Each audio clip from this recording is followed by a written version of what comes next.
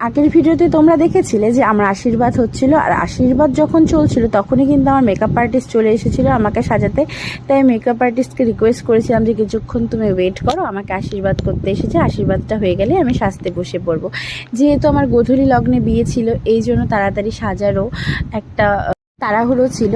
তো makeup artist আমাকে জিজ্ঞেস করছিল যে আমি কেমন সাজতে চাই, সেটাই আমি বলছি। আর এই ভিডিওটাও কিন্তু আমি মেকআপ আর্টিস্টের থেকে নিয়েছি, কারণ আমার কাছে কোনো ভিডিও নেই তাই।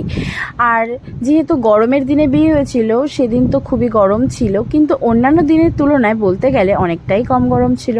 তো আমি কিন্তু চেয়েছিলাম একদম হালকা ফ্ললেস মেকআপ হবে আমার শেড অনুযায়ী, বেশি হিবিজিবি মেকআপ আমি একদম পছন্দ করি না। আর তাই জন্য আমার রিকোয়ারমেন্ট অনুযায়ী কিন্তু সে সাজিয়ে দিয়েছিল। তোমরা জানিও আমাকে কেমন দেখাচ্ছে। আজকাল জানি যদিও ডট কলকা খুব চলছে, কিন্তু আমার নিজের পার্সোনালি ডট কলকা একদমই পছন্দ নয়। আর আমার কপালটা যেহেতু অনেকটাই বড়, তাই জন্য কিন্তু আমি এই ভরা কলকা চেয়েছিলাম। তো আমাকে কেমন দেখাচ্ছে তোমরা কিন্তু অবশ্যই কমেন্ট করে জানিও। আর আমার গোধূলি লগ্নে বিয়ে থাকার জন্য অনেকটা তাড়াহুড়োর মধ্যেই কিন্তু মেকআপ আর্টিস্ট আমাকে সাজিয়েছিল। বাবা বারবার ফোন করে বলছিল তুই তাড়াতাড়ি চলে আয়, তাড়াতাড়ি চলে আয়।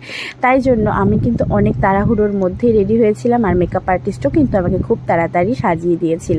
তারপরেই কিন্তু আমি বিয়েতে বসে পড়েছিলাম। আর বিয়ের ছোট্ট ছোট্ট কিছু ক্লিপ আমি তোমাদের সাথে এরপর শেয়ার করব। জানি ভিডিও দিতে অনেক দেরি হয়ে যাচ্ছে, কিন্তু কি করব বলো। যাই হোক, তোমরা জানিও আমাকে কেমন দেখাচ্ছে। ভালো লাগলে একটা লাইক করে দিও, আর আমাকে কিন্তু অবশ্যই আশীর্বাদ করো যাতে আমি খুব ভালো মন দিয়ে সংসার করতে পারি। নতুন ভিডিও খুব তাড়াতাড়ি